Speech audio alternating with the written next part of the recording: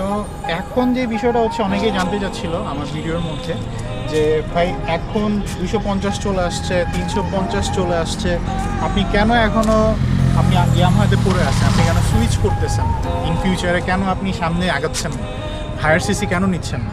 তো আসলে সত্যি কথা বলতে গেলে এই বাইকের সাথে আমার অলমোস্ট 2 বছর প্লাস আমার সম্পর্ক।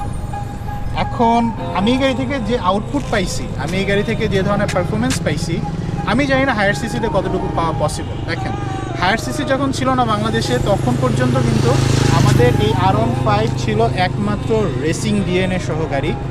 এবং আপনি যে কোনো একটা 250 সিসির সাথে কম্পেয়ার করেন, আমি জিক্সার 250 সাথে কম্পেয়ার করি, ওইটা টপ স্পিড, ওরা হায়ার সিসি হওয়া সত্ত্বেও 150।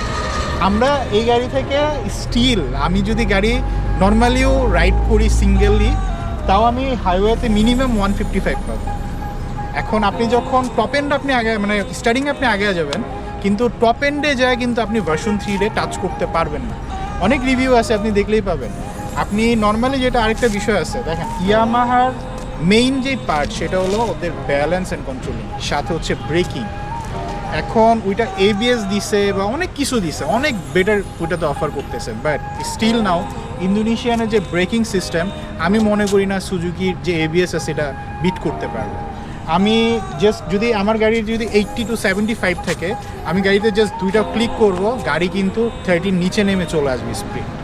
এইটা হচ্ছে ব্যালেন্সিং। এবং আপনি যখন ইমার্জেন্সি কোনো ব্রেকিংয়ে যাবেন, তখন যে জিনিসটা হয় সেটা হচ্ছে এবিএস আপনি প্রেস করছেন, আপনি গাড়িটা ইনস্ট্যান্ট দাঁড়ায় যাচ্ছে।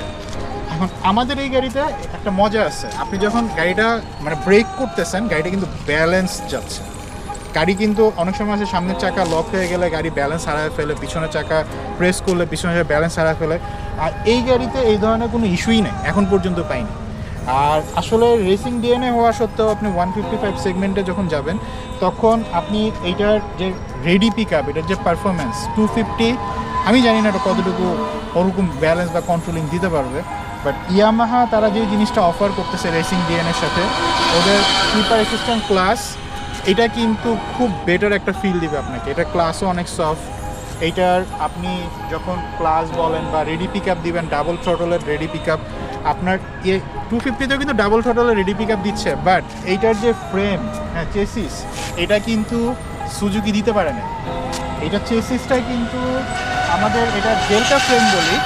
ডেল্টা ফ্রেমটা হচ্ছে যত ধরনের রেসিং ডিএনের গাড়ি আছে, ওই ডেল্টা ফ্রেমটা প্রত্যেকটা রেসিং ডিএনের গাড়িতে ইউজ করা হয়। দেন আরেকটা জিনিস চেঞ্জ আছে, সেটা হলো সাসপেনশন। আমাদের এটা কিন্তু আপনার নর্মাল সাসপেনশনের মতো না। এইটা কিন্তু আপনি যখন হাই স্পিডে থাকবেন তখন আপনি একটু বেটার একটা কন্ট্রোলিং দিবে। আর ওইটাতে নর্মাল যে সাসপেনশনটা ইউজ করা হয়েছে, ওটা হয়তো আপনার বাংলাদেশের রোডের জন্য খুব ভালো একটা ফিল দিবে, বাট হায়ার সিসিতে আপনাকে কিন্তু খুব বেশি কমফোর্ট দিতে পারবে না।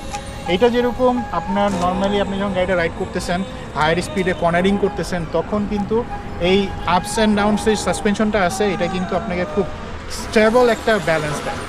আরেকটা বিষয় এটা চেঞ্জ আছে, দেখেন এই গাড়িটা আপনি এটা যে মিটারটা আছে, হ্যাঁ এসএফ এর মিটারটা ডেফিনেটলি বেটার, বাট এইটার যে মিটার, আমার মনে হয় এখন পর্যন্ত রেসিং যত গাড়ি আছে মিটারের দিক থেকে এইটার মিটারটা সব থেকে বেশি জোস, অনেক বেশি আপনার বড়। এখানে ইনফরমেশনগুলো খুব বেশি দেখা যায়। আবার আপনি যখন এটা নিয়ে আপনি এই গাড়িটা সবভাবে ইউজ করতে পারবেন। আপনি নর্মালি রাইড করেন, আপনি রেস করেন, আপনি এটা নিয়ে অফিসে যাতায়াত করেন, যেদিকেই যান, আমার মনে হয় আপনার পারফরমেন্স চাইলে পারফরমেন্স দিবে। আর আপনি যখন নর্মাল রাইড করতে চান, নর্মাল রাইডের জন্য এটা বেস্ট।